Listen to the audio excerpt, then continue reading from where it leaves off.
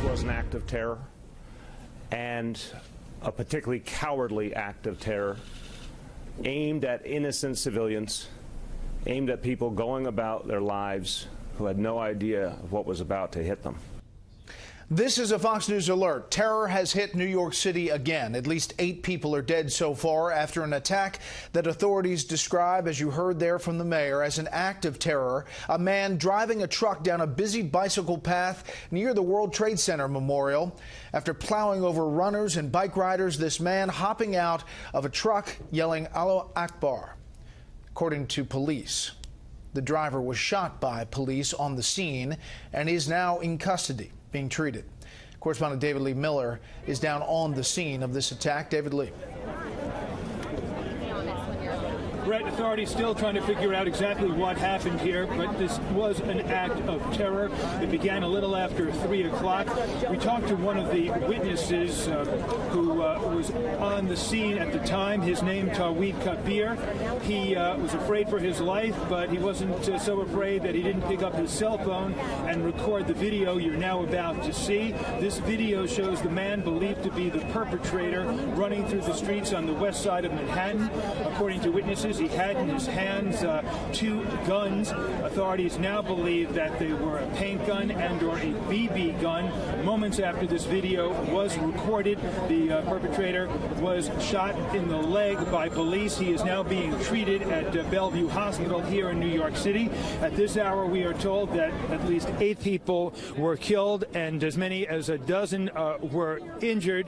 Apparently, this individual got behind the wheel of a rented car, a car that was rented from Home Depot, and he began to drive along a bike path, entering the bike path, for those who know New York, along Houston Street. He then began to drive south, and then he exited Houston Street on Chambers Street. That's the street we are now on, and it was here that he apparently got out of that vehicle after hitting a school bus, slightly injuring a number of people on that bus, and began to run through the streets. And that's when you saw the video recorded a short time ago when the gunman was shot by authorities. According to a number of reports, this individual was 29 years old, and he shouted out "Allah Akbar" at the time of the incident. He has been described as being of Middle Eastern descent. And let me show you live here, Brett, the scene here in Lower Manhattan, just so you can get a sense of what is taking place. This is a mixed area. It is a residential area. There's also a lot of commercial activity. You can see that there is still traffic flowing. It is Halloween. There are many people in the streets, adding another eerie element to what's happening here, wearing costumes. Many of those who were here at 3 o'clock when this tragedy began to unfold thought this possibly might have been some type of Halloween prank. That was not to be the case. The mayor of the city of New York saying this action was intended to break our spirit, but the city of New York saying that the Halloween parade slated to take place not very far from this location is going to take place as scheduled, but with significantly more security. And lastly, Brett, as you pointed out, this is an area that has dealt with acts of terror in the past.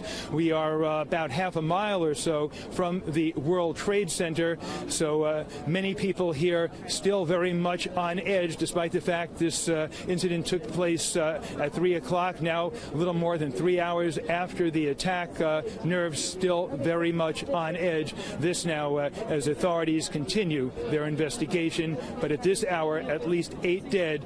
The perpetrator, believed to be a lone wolf, 29 years old, now in police custody, recovering from a gunshot wound. Brett. David Lee, quickly, we heard from authorities there in that news conference in New York that, as you mentioned, the Halloween parade is continuing on, but the presence on the street will be significant. Obviously, authorities don't believe there is a current threat ongoing. Otherwise, they would have done something more than they're doing now with this Halloween parade, etc. That's right. Authorities believe this was a lone wolf, but there is an abundance of caution here. And you can take a look down the street here, and this is Chambers Street. The incident took place about 2 blocks down this street. It is still sealed off. There's still a very heavy police presence here, and I suspect it's going to remain that way for the next several hours. An increased security present not just here, but in other parts of New York City as well after this attack at 3 o'clock this afternoon. Brett? David Lee, thank you.